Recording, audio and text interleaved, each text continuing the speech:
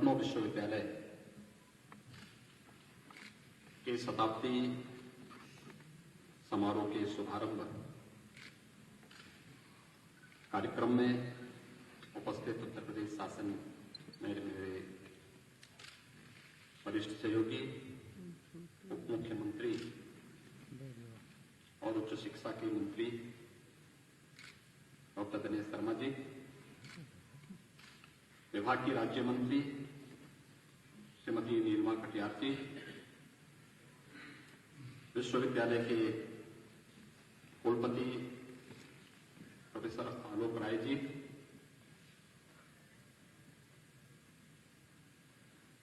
उत्तर प्रदेश शासन के अपर मुख्य सचिव गृह श्री अवनीश कुमार अवस्थी जी,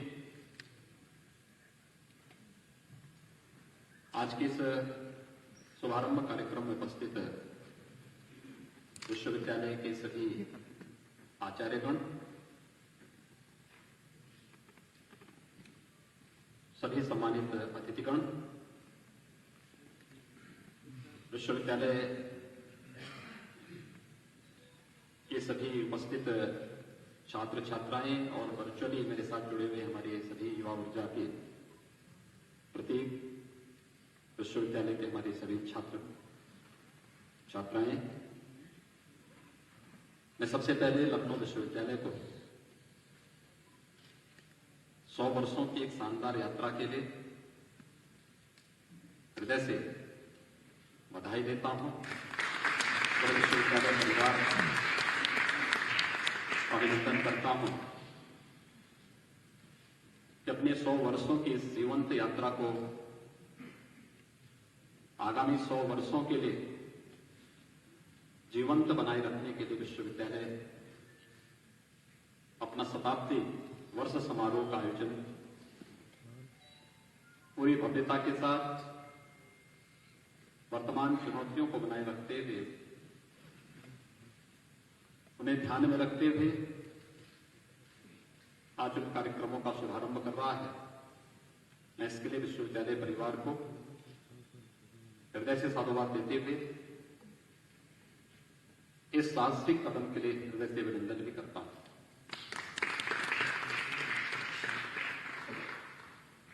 वास्तव में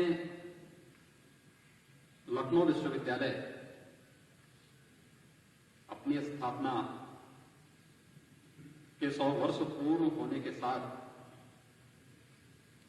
ढेर सारी उपलब्धियां अपने साथ लेकर के आया ही है,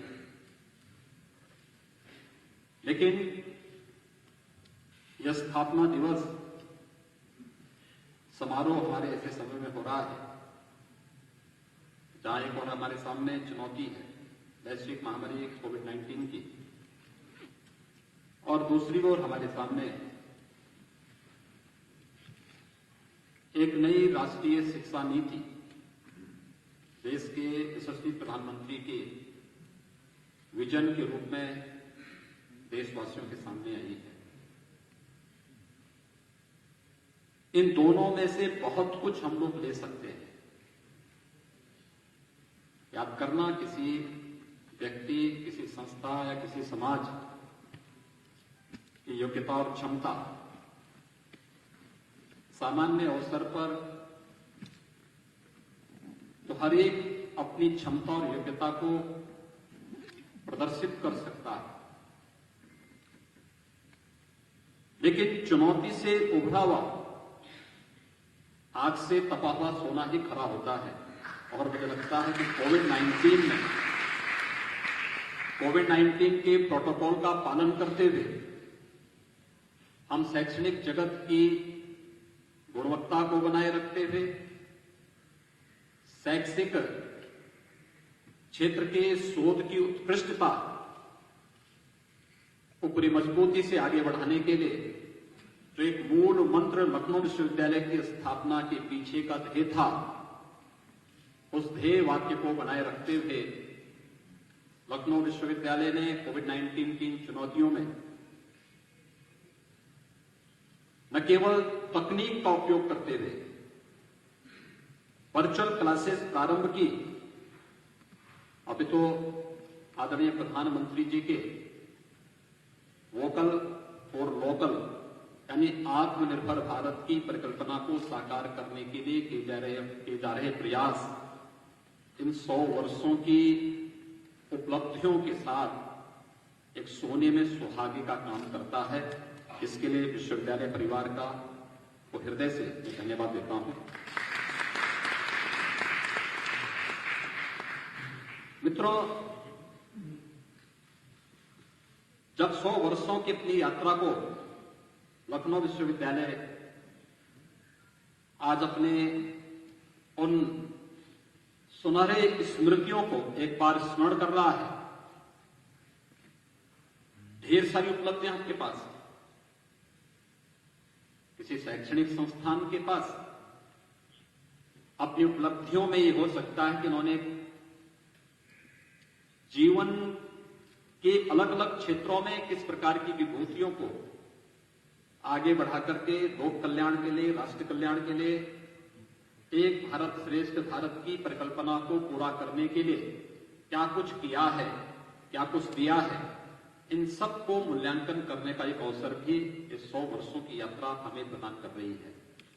तो लखनऊ विश्वविद्यालय भी बड़े गौरव के साथ कह सकता है कि हमने इस देश को राष्ट्रपति दिया, हमने इस देश को न्याय के क्षेत्र में न्याय की उत्कृष्टता को बनाए रखने के लिए न्यायमूर्ति प्रदान किए हैं, हमने शासन प्रशासन की व्यवस्था को उत्कृष्ट और संवेदनशील बनाए रखने के लिए अनेक प्रशासनिक अधिकारी दिए हैं, हमने भारत के लोकतंत्र की मजबूती के लिए अनेक राजनेताओं को भी इस विश्वविद्यालय ने दिया है और शिक्षा की उत्कृष्टता को बनाए रखने के साथ ही शोध की उत्कृष्टता को आगे बढ़ाने के लिए भी अनेक आचार्य और वैज्ञानिक भी इस विश्वविद्यालय ने दिए हैं।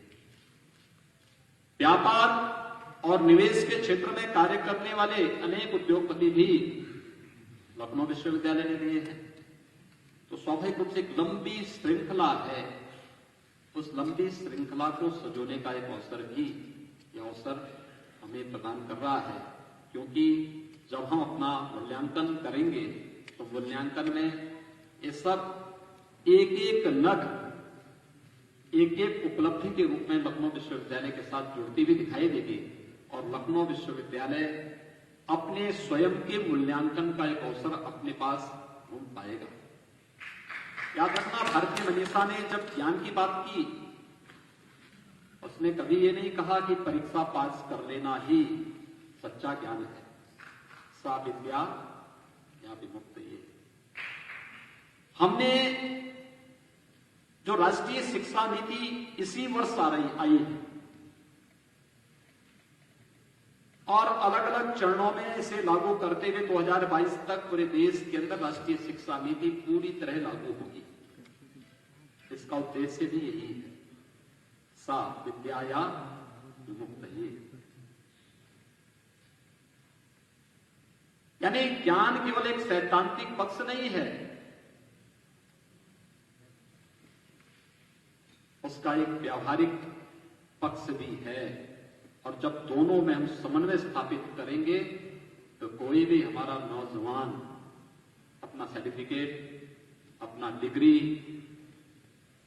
का पाठ्यक्रम पूरा करने के बाद अपने आप को असहाय महसूस नहीं करेगा, बल्कि वह एक स्वावलंबन का जीवन न केवल अपने पैरों पर खड़ा होकर के आगे बढ़ाने में सक्षम होगा, आपको समाज के लिए भी और राष्ट्र के लिए भी स्वावलंबन का एक नया संदेश देने में सक्षम होगा।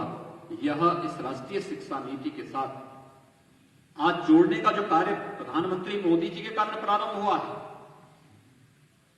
मैं विश्वास व्यक्त करता हूं कि लखनऊ विश्वविद्यालय अपने 100 वर्षों की इस मूल्यांकन गाथा के साथ इस राष्ट्रीय शिक्षा नीति को साथ जोड़ करके जब इस कार्यक्रम को आगे बढ़ाएगा तो स्वाभाविक रूप से हम नए प्रतिमान स्थापित करने में सफल होंगे और इस दिशा से एक नया अवसर हमें शताब्दी वर्ष का एक कार्यक्रम यहां पे प्रदान कर रहा है।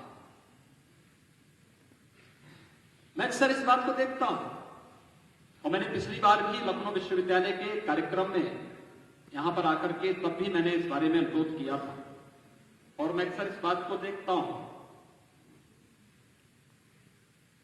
कि हमने शिक्षण संस्थान खोल दिए, स्थापित भी किए, लेकिन जन सरोकार से उनको उतना ही दूर भी कर दिया जाता है। हम अपने कार्यक्रम आयोजित करते हैं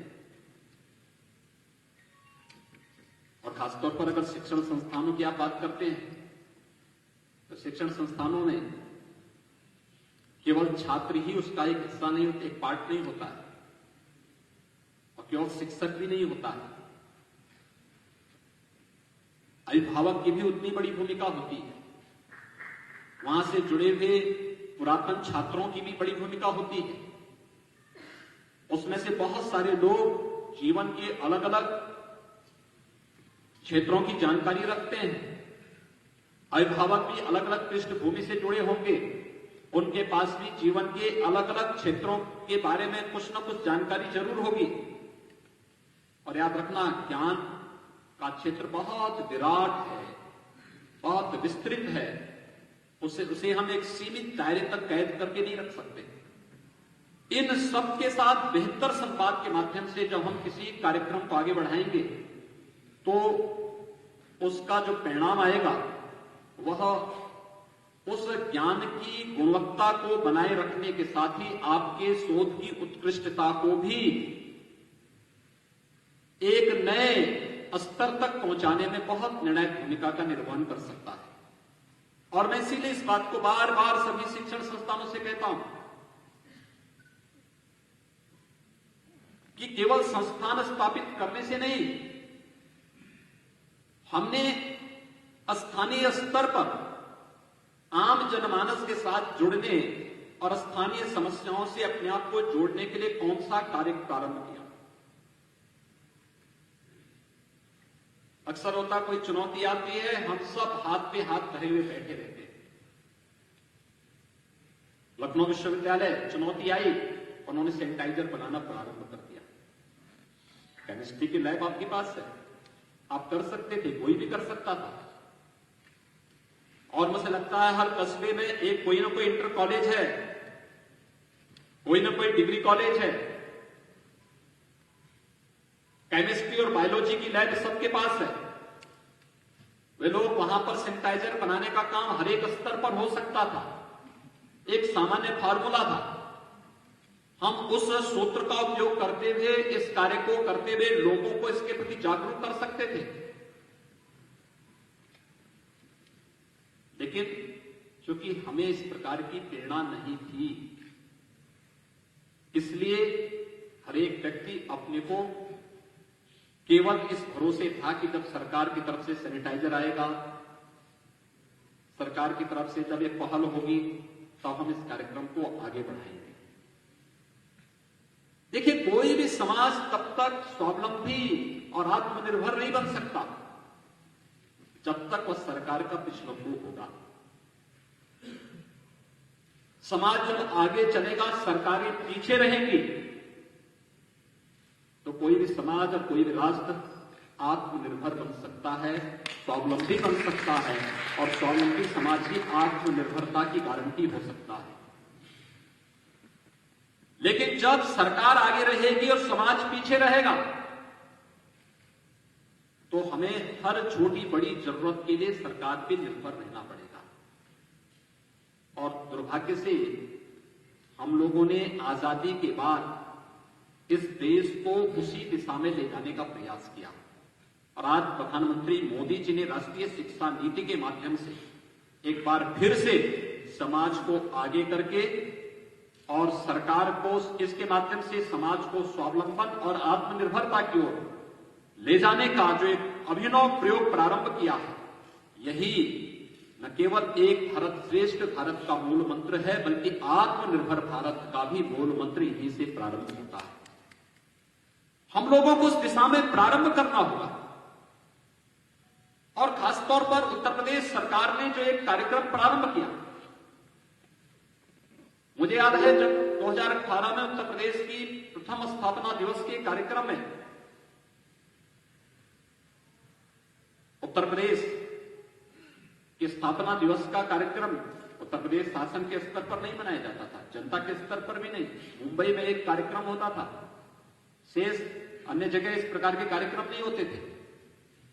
हमारे तत्कालीन यहां के माननीय राज्यपाल श्री राम नाईक जी ने सरकार को पत्र लिखा, सरकार को प्रस्ताव अच्छा लगा और हम लोगों ने आपस में मंत्रिमंडल के साथ बैठ के तय किया कि हम लोग 24 जनवरी को उत्तर प्रदेश स्थापना दिवस के, क्योंकि नोटिफिकेशन इस तिथि को जारी हुआ था, इसलिए इस तिथि को उत्तर प्रदेश के स्थापना दिवस के रूप में हम प्रतिवर्ष मनाएंगे।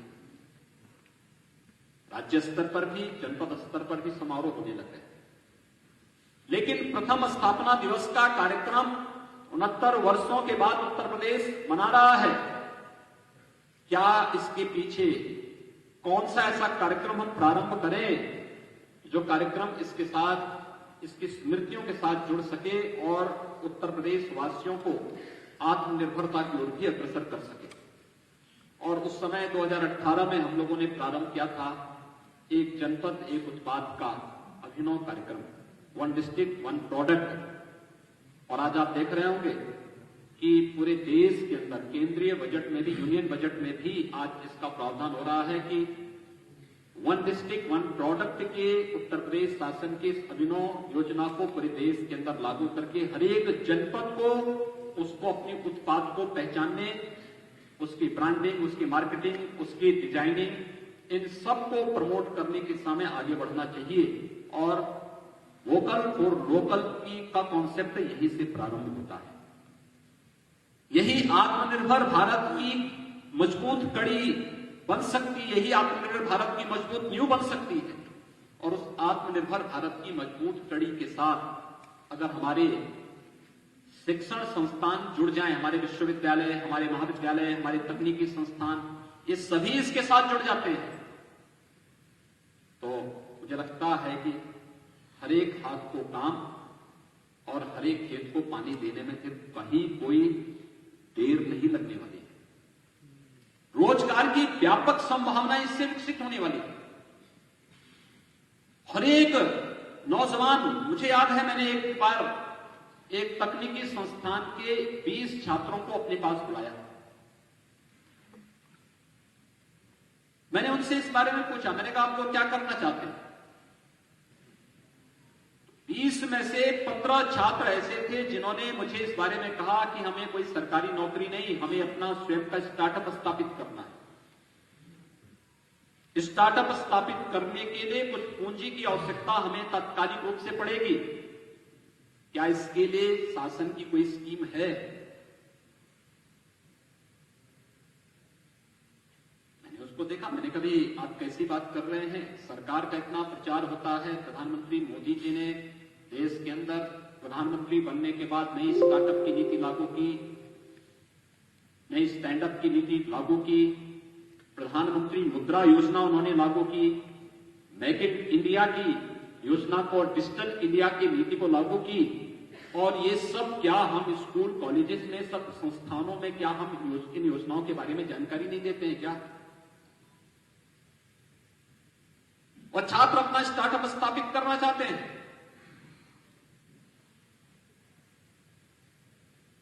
उन छात्रों को अपने स्टार्टअप को स्थापित करने के लिए छोटी पूंजी की आवश्यकता है।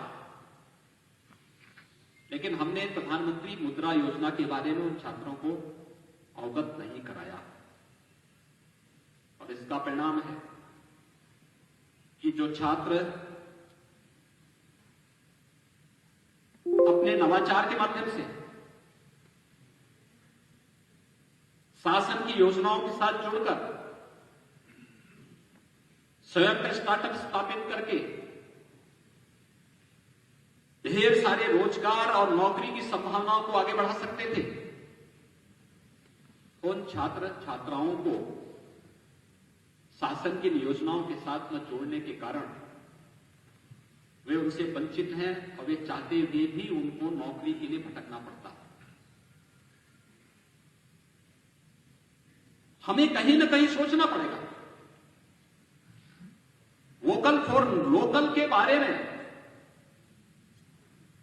वन डिस्ट्रिक्ट वन प्रोडक्ट के एक जनपद में हमने पहले चरण में एक उत्पाद ढूंढा, क्योंकि मुझे इस बारे में लगा जब हम लोग आए कि इतने ढेर सारे रोजगार हम लोग कैसे बनाएंगे, कैसे ढूंढेंगे, कहां से लेके आएंगे। तब तक प्रदेश में निवेश के लिए भी अनुकूल वातावरण नहीं था।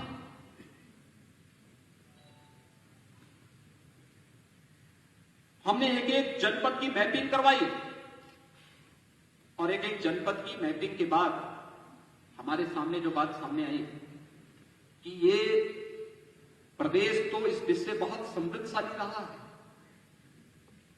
क्या स्थिति थी 1947 में देश की, प्रदेश की और देश की? 1947 में उत्तर प्रदेश की पर कैपिटा इनकम देश की पर कैपिटा इनकम से ज्यादा थी और 70 वर्ष में 2017 तक पहुंचते पहुंचते हमने उत्तर प्रदेश की per capita income national income की 1/3 तक हम आधी यानी कि 1/3 तक हम आ गए। कहां पे चूक है? और अगर उत्तर प्रदेश जैसा राज्य, जिस राज्य पर में अपार संभावनाएं हैं,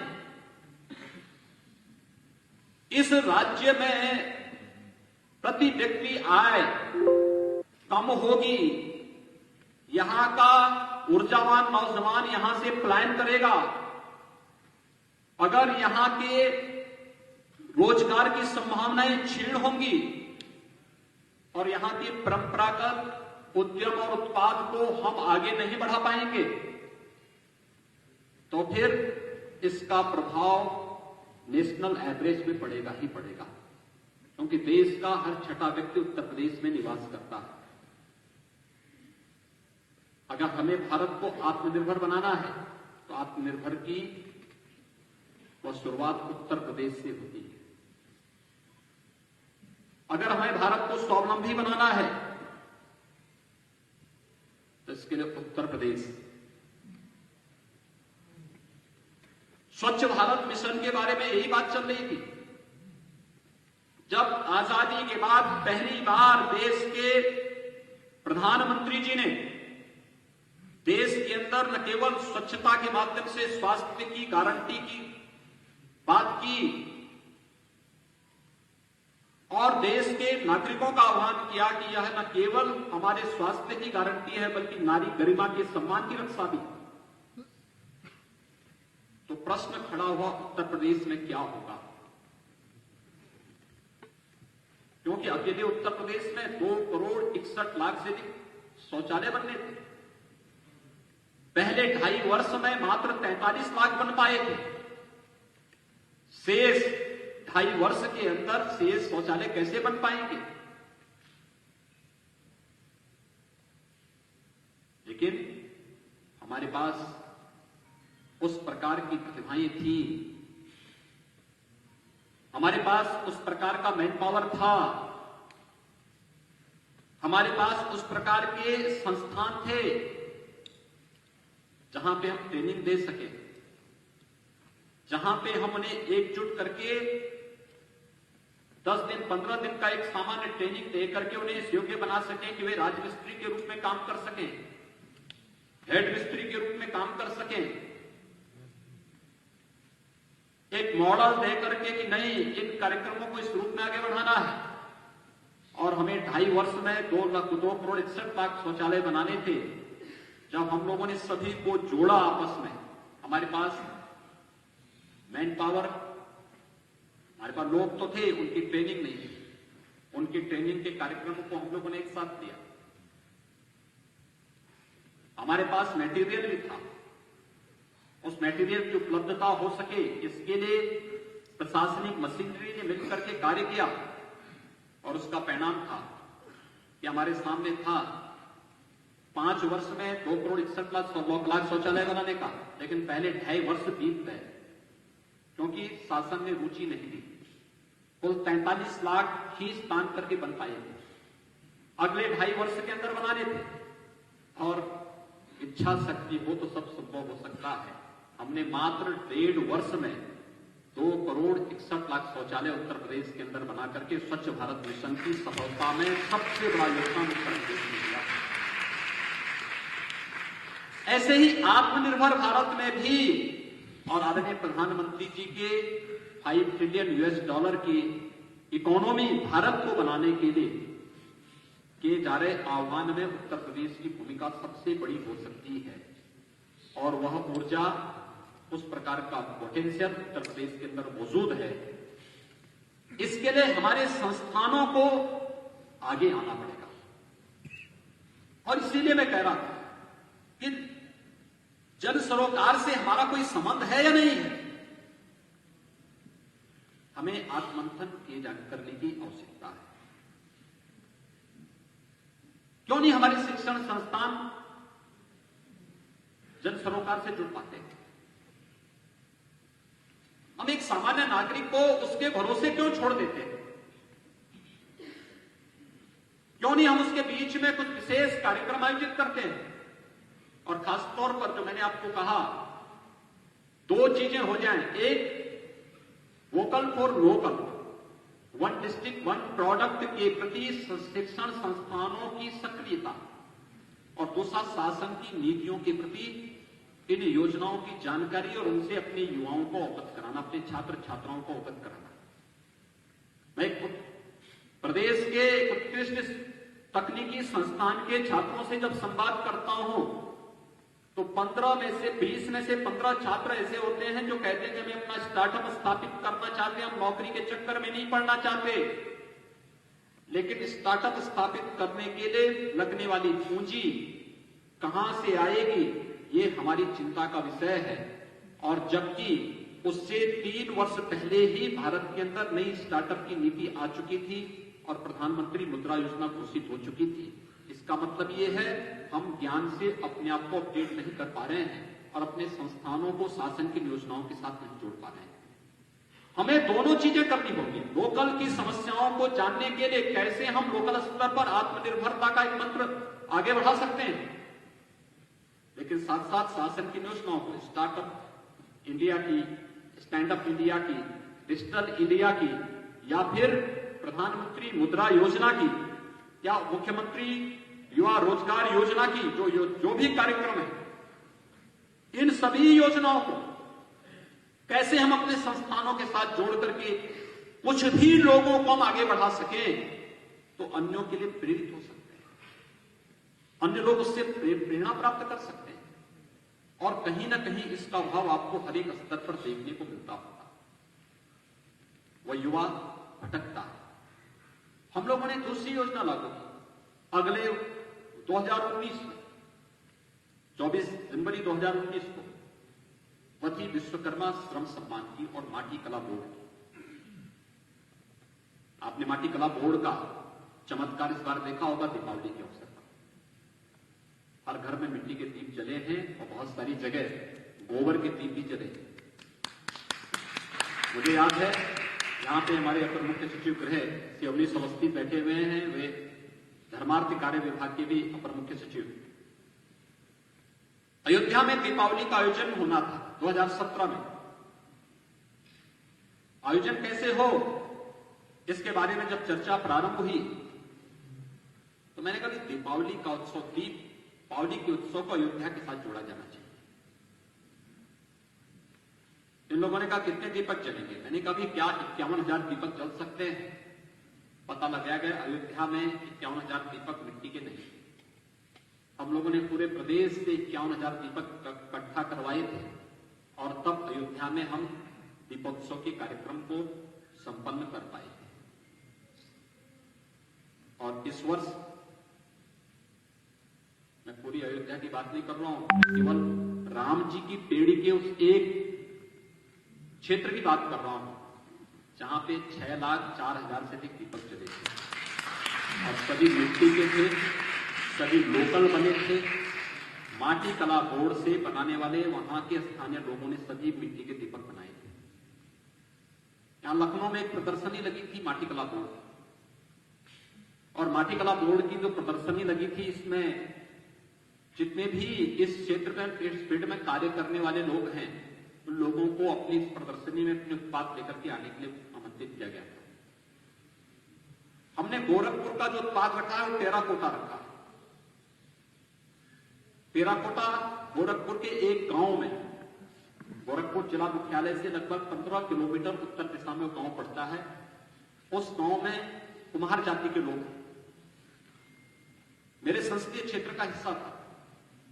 वे लोग स्थानीय स्तर पर टेराकोटा का सामान बनाते थे, और टेराकोटा यानी मिट्टी की आइटम बनती, हाथ से ही सारा कुछ बनता, और फिर उसको कलर भी नहीं करते, आग में जो उसको गर्म करके जब पकाया जाता है तो उससे कलर उसमें आता है। तो मैं अपने संसदीय क्षेत्र में निकला था, संसदीय क्षेत्र में निकला था, मैं उस गांव में गया, तो सभी लोग भारतीय जनता पार्टी के समर्थक थे। तो मैंने तो गांव में जाके उनके घरों में बैठा, मैंने उनसे कहा, मैंने कहा आप लोग क्या काम करते हैं, क्योंकि मानसिकता तो इतनी कुमार है, मिट्टी का बर्तन बनाता होगा, मिट्टी के बर्तन में जो लोगों की आवश्यकता होती है उसके अनुसार। तो मैंने देखा अच्छा सा घोड़ा बनाया था, तो मैंने कहा ये सब क्या है? उन्होंने कहा ये हम बनाते टेराकोटा का करता। तो मैंने कहा इसकी कहीं बिक्री होती है? कहा हाँ, कुछ लोग आ जाते हैं। मैंने कहा कहां बेचते हैं? कहा सड़कों पे ले जाकर बेचते हैं। मैंने कहा कोई समस्या? उन्होंने कहा कि हाँ, हमारे सामने समस्या होती है, मिट्टी नहीं मिल पाती है। तो हमने लोकल स्तर पर जो प्रयास करना था हम लोग प्रयास किए, लेकिन केवल एक जनपद की, एक गांव की समस्या तो थी नहीं, पूरे देश प्रदेश की समस्या थी। हम लोग 2017 में जब सरकार में आए तो हम लोगों ने एक अनिवार्य व्यवस्था कर दी, अप्रैल से लेकर जून तक हर गांव का तालाब गांव के कुम्हार को फ्री में दे दिया जाएगा मिट्टी निकालने के लिए, और वो मिट्टी वहां से लेकर के चला जाए, उससे कोई शुल्क नहीं मांगा जाएगा। एक व्यवस्था बना दी, लेकिन उससे दो काम है, मिट्टी वो निकाल के लेके जाता है, उसको फ्री में मिट्टी मिलती है, लेकिन गांव को तालाब मिलता है जल संरक्षण के लिए, साफ सुथरा तालाब, नए सीजन में बरसात का जल एकत्र होने के लिए। दोनों काम हो गए। इस बार जब एग्जीबिशन लिखी यहां पर रखी थी तो मुझसे मिलने के लिए माटी कला बोर्ड से जुड़े हुए लोग आए, गोरखपुर से जो इस फील्ड में काम करने वाले लोग हैं, तो उसमें से एक नौजवान मुझे मिला, उसके 30-35 वर्ष की उसकी उम्र रही होगी। मैंने उससे पूछा, मैंने कहा भी कोई बिक्री हुई? उसने कहा 3 दिन में 8 लाख रुपए का मिट्टी के बर्तन बेचा हूं, टेराकोटा का माल बेचा हूं 8 लाख रुपए का। कहा केवल एक आइटम मेरे पास बच गई है, जब मुझे जानकारी मिली कि आप लखनऊ में मौजूद हैं तो आपसे समय मांगने के लिए मैं आया हूं, इसको लेकर के आपके लिए लेके आया हूं, नहीं तो ये भी बिक रहा था, इसका भी मुझे 22,000 रुपया मिलना था और मैं 22,000 रुपए में नहीं बेचा, मुझे जानकारी मिली कि आप लखनऊ में हैं तो आपको देने के लिए मैं आया हूं। मैंने कहा भैया मुझसे ही 22,000 रुपया दे लो, मुझे ही दे दो। अब आप देख सकते हैं, जिसका पहले कोई दाम नहीं था, आज 8 लाख रुपए 3 दिन के अंदर वही हमारा परंपरागत हस्तशिल्पी या कारीगर कमा रहा है। हर एक जगह इस प्रकार की संभावनाएं हैं, हमने उसको प्रमोट करने का प्रयास नहीं किया। गांधी जी का स्वराज, ग्राम स्वराज की परिकल्पना तो इसी भारत से ही तो पैदा हुआ था, कहीं और जगह से नहीं। उसलिए ये कॉन्सेप्ट इंग्लैंड ने नहीं दिया, ये भारत ने दिया था, गांधी जी ने दिया, जिसमें गांव का ही हरेक व्यक्ति, हरेक हस्तशिल्पी, हरेक कारीगर को पैसा नहीं होगा, अनाज देकर के हम लोग उसकी भरपाई करते थे, लेकिन गांव में उसको सम्मान जरूर देते थे, उसकी कला को, उसकी हस्तशिल्प को। क्या हमारे विश्वविद्यालय, हमारे महाविद्यालय, हमारे तकनीकी संस्थान, हमारे अन्य वोकेशनल एजुकेशन से जुड़े हुए जो संस्थान है, क्या ये इस कार्यक्रम को आगे बढ़ा सकते हैं? और या अपना तकनीक के बगैर आज के दिन पर कुछ भी आगे नहीं बढ़ सकता, एक जड़ता आ जाएगी। उस जड़ता को तोड़ने की आवश्यकता है। तकनीक कितना कारगर हो सकता है, तकनीक नहीं होता तो कोविड-19 के दौरान अराजकता और अव्यवस्था का जो मंजर होता है, वास्तव में वह अकल्पनीय है। और प्रधानमंत्री मोदी जी की के विजन को और उनकी दूरदर्शिता को सचमुच इस देश को और दुनिया को लोहा मानना चाहिए, और उनके प्रति आभार व्यक्त करना चाहिए कि 2014 में जब जनधन अकाउंट खोलने के लिए प्रधानमंत्री मोदी जी ने कार्यक्रम प्रारंभ करवाया था कि हर एक गरीब का बैंक में अकाउंट होना चाहिए, अगर जनधन अकाउंट नहीं होता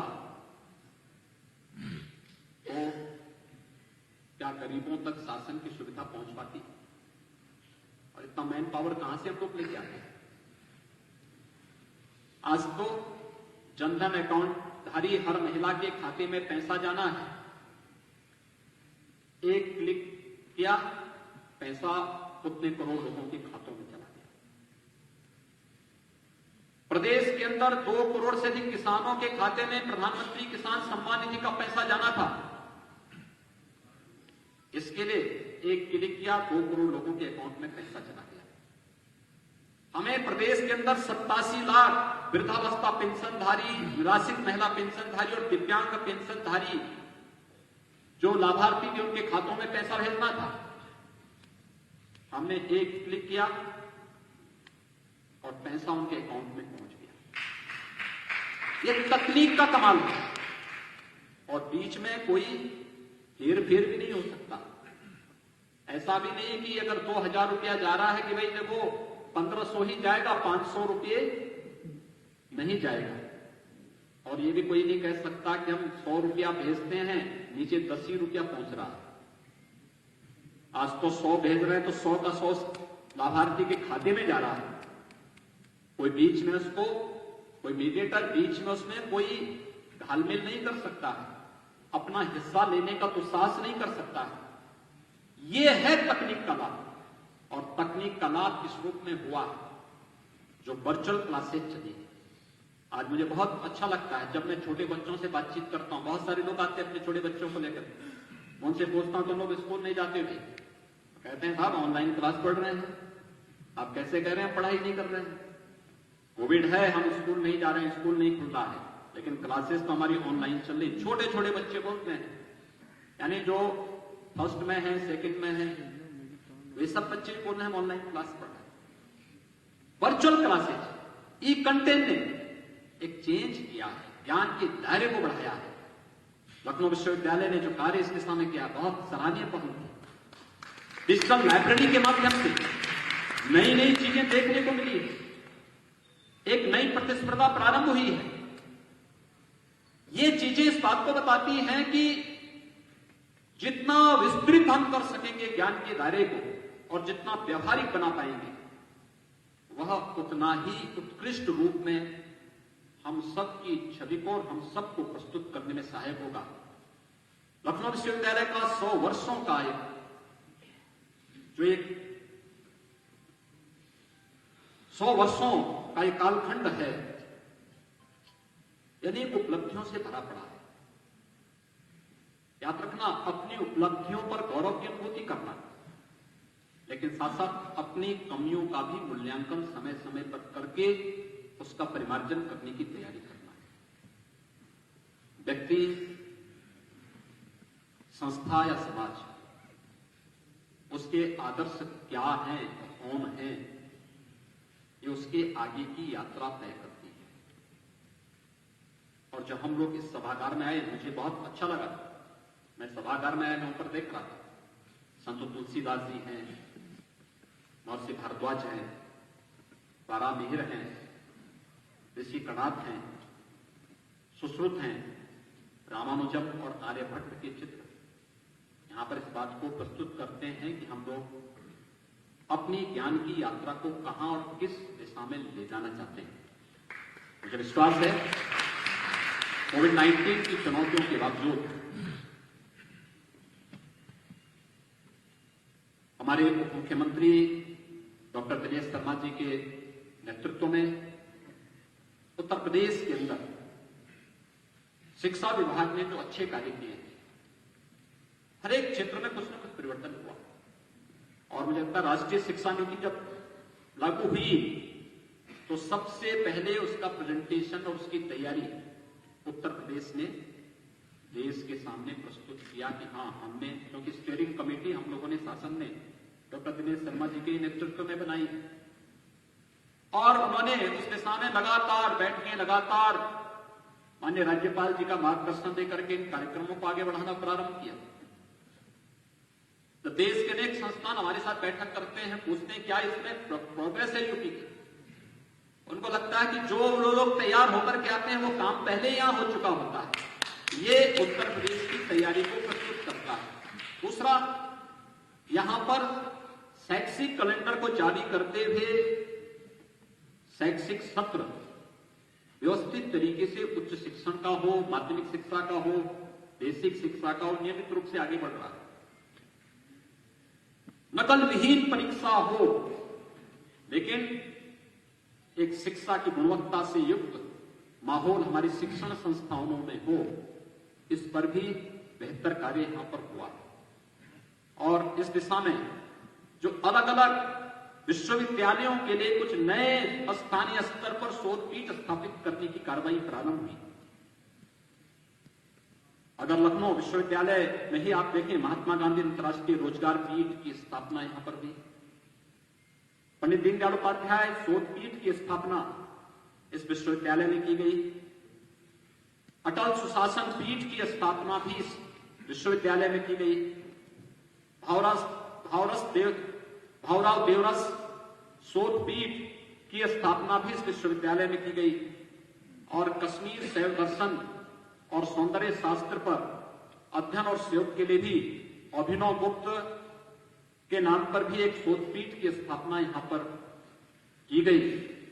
ये विश्वविद्यालय के अंदर चलने वाले निरंतर उत्कृष्ट शोध और उससे संबंधित अध्ययन के कार्यक्रमों को आगे बढ़ाने की एक श्रृंखला का हिस्सा है।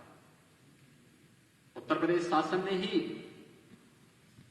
काशी हिंदू विश्वविद्यालय में हम लोगों ने एक वैदिक विज्ञान शोध पीठ की स्थापना की। और आप देखना, बहुत उत्कृष्ट कोटि का शोध पीठ हो रहा। आदरणीय प्रधानमंत्री जी के मार्गदर्शन में उस कार्यक्रम को वहां पे आगे बढ़ाने का कार्य हो रहा है। पूरी वैदिक परंपरा पर, रामायण की परंपरा पर, पुराणों की परंपरा पर उस शोध को आगे बढ़ाने के लिए क्या था? पुष्पक विमान। आज से 150 साल पहले, 200 साल पहले पुष्पक विमान के बारे में लोग ये मानते रहे होंगे कि कपोल कल्पना है, लेकिन आज वे साकार हुआ है। आज तो लोग देख रहे हैं। क्या है ये ध्वनि विज्ञान? क्या है? मानव की चेतना का आयाम कहां तक विस्तृत है? मुझे लगता भारतीय मनीषा बहुत पहले इसके बारे में बोल चुका है। बहुत पहले इसके बारे में उन सब को व्यक्त भी कर चुका है। और ये वैदिक विज्ञान का जो संस्थान काशी में भी स्थापित किया उत्तर प्रदेश शासन ने, यह इस भारत की ज्ञान की परंपरा को भी आने वाली पीढ़ी के साथ साथ देश और दुनिया के सामने प्रस्तुत करने के उत्कृष्ट माध्यम बनेंगे। ऐसे हर विश्वविद्यालय में कोई न कोई नया शोध पीठ स्थापित करने, हम स्थानीय परंपरा को भी प्रमुखता के साथ आगे बढ़ाएंगे। लोक कला हो, लोक गाथा हो, लोक परंपराएं हो। स्थानीय स्तर पर जिन महापुरुषों ने लोक भाषा में भी कुछ भी लेखन किया है, कुछ भी चिंतन किया है, उसको भी आगे बढ़ाने का कार्य करेंगे। आखिर रामचरित्र मानस लोक भाषा में रची गई, लेकिन राम की गाथा को कितनी लोकप्रिय तरीके से, कितनी लोकप्रिय हुई है, जन जन में गाई जाती है, कितना उत्कृष्ट कार्य इसमें हुआ है। क्या इस पे हम आगे शोध को बढ़ावा देने का कार्य कर सकते हैं? रामायण महर्षि वाल्मीकि ने लौकिक भाषा में संस्कृत का पहला महाकाव्य, दुनिया का पहला महाकाव्य है रामायण, जो लौकिक भाषा में, लोक की भाषा में रचा गया, उत्तर प्रदेश की धरती से हुआ। ऐसे अनगिनत कबीर का साहित्य, महायोगी गोरखनाथ का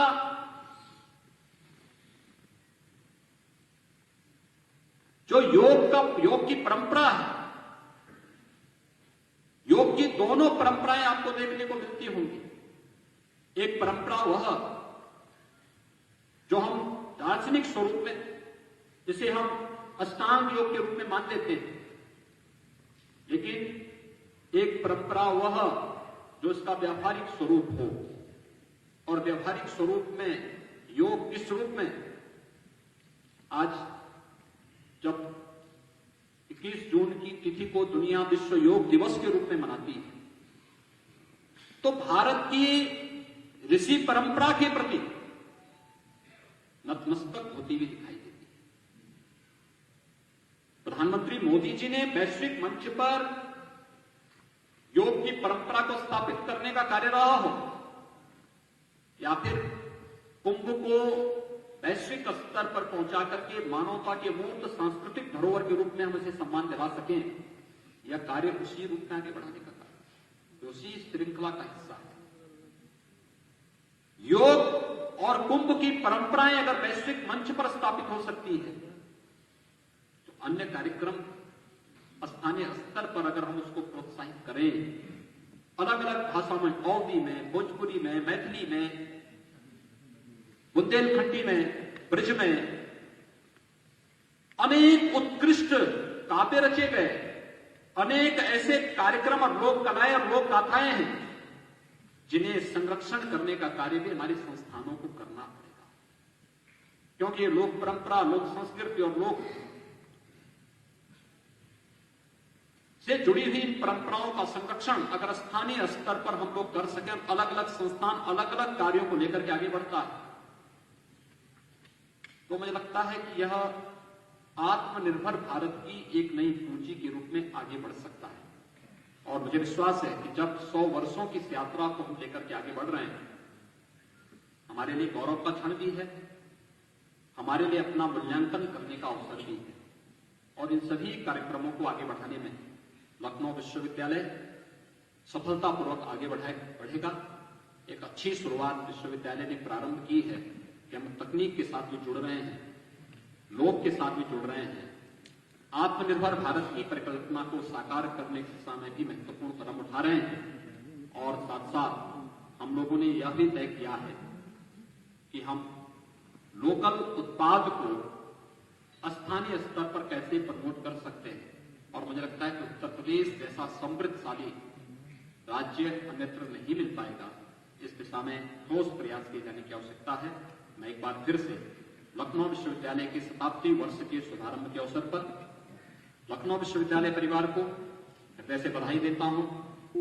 एक शानदार यात्रा के लिए हृदय से अभिनंदन भी करता हूं और विश्वास व्यक्त करता हूं कि प्रदेश सरकार लखनऊ विश्वविद्यालय की शानदार यात्रा को अति शानदार बनाने में अपना भरपूर सहयोग करेगी। आप सबकी शुभकामनाएं।